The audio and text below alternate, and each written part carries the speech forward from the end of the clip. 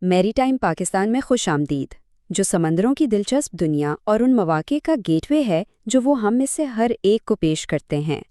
ہمارا مقصد عالمی خوشحالی کے حصول کے لیے سمندروں کے مشترکہ ورثے کو تلاش کرنا ہے۔ آج کی گفتگو کتاب the sea in history the ancient world پر مبنی ہے۔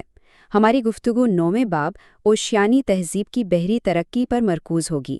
تو چلیے اس عظیم بحری کھوج کی داستان میں غوطہ لگاتے ہیں، ایک ایسی کہانی جو انسانی کامیابی کے بارے میں ہماری سمجھ کو ہمیشہ کے لیے بدل دے گی۔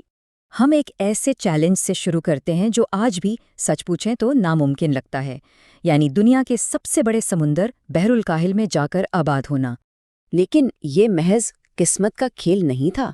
دراصل سورس مٹیریل یہ بالکل واضح کرتا ہے کہ ان چھوٹے بکھرے ہوئے جزیروں کو اتفاق سے دریافت کر لینا تو کسی معجزے سے کم نہ ہوتا۔ لیکن شواہد ایک بالکل مختلف کہانی سناتے ہیں۔ یہ جان بوجھ کر ایک منظم اور شاندار منصوبہ بندی کے تحت کی گئی کھوج تھی۔ آئیے دیکھتے ہیں کہ یہ سب کیسے ممکن ہوا۔ دیکھیے، یہ کوئی ایک سفر نہیں تھا، بلکہ یہ ایک ایسی قوم کی ہزاروں سال پر محیط توسیع تھی جس نے سمندر کو اپنا گھر بنا لیا تھا۔ اور اس سلائیڈ کی سب سے دلچسپ بات یہ ہے کہ یہ توسیع زیادہ تر تیز ہواؤں اور طاقتور لہروں کے خلاف تھی۔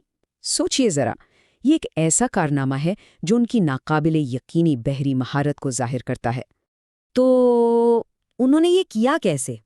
اس کا آغاز ان کے بحری جہازوں سے ہوا، جو قدیم ہونے کے بجائے کہنا چاہیے کہ انقلابی تھے۔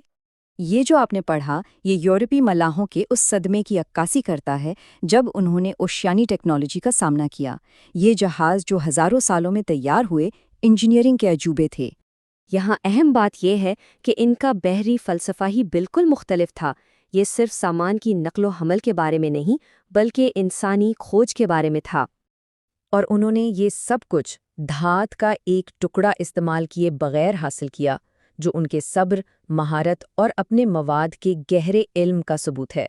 اچھا، ایک صحیح جہاز کا ہونا ایک بات ہے، لیکن یہ جاننا کہ کہاں جانا ہے، یہ ایک بالکل دوسری بات ہے۔ ان کے جہاز رانی کے طریقے ایک بالکل ہی الگ سائنس تھے، جو آلات پر نہیں بلکہ کائنات پر انحصار کرتے تھے۔ تو ایک وسیع و عریض سمندر کے بیچ میں انہوں نے ایک چھوٹے سے جزیرے کا پتہ آخر لگایا کیسے؟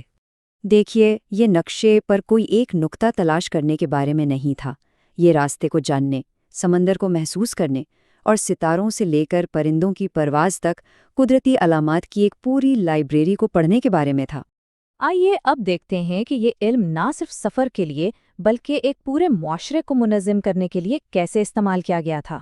سمندر اور جہاز رانی سے یہ گہرا تعلق صرف چند ماہرین کا ہنر نہیں تھا، نہیں، یہ ان کی ثقافت کی بنیاد تھی۔ ان کا معاشرہ بنیادی طور پر ایک عملہ یعنی کرو تھا جو کھوج اور تعاون کے لیے تشکیل دیا گیا تھا، اور اسی ساخت نے انہیں بڑے پیمانے پر منظم مہمات شروع کرنے کے قابل بنایا۔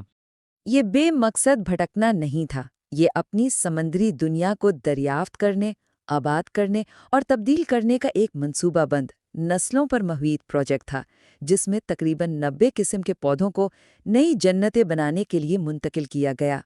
تو سب سے اہم نقطہ یہ ہے کہ ہمیں انہیں صرف جزیرے والے نہیں بلکہ سمندر کے لوگ سمجھنا چاہیے، جن کا گھر سمندر خود تھا۔